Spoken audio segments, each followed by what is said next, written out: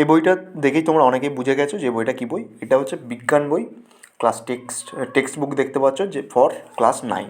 এটা ক্লাস 9-এর বিভিন্ন English medium স্কুলে ইংরাজি ভার্সানে কিন্তু বইটা ব্যবহার হয়ে থাকে। এখন বর্তমানে বিভিন্ন রাজ্যে কিন্তু আমাদের বইটা এনসিইআরটি বেস, যেহেতু সায়েন্স আছে আমাদের রেলওয়েতে বিভিন্ন এই বই থেকেই কিন্তু প্রশ্নগুলো আসে, ঠিক আছে, এনসিইআরটি বেস প্রশ্ন হয়ে থাকে।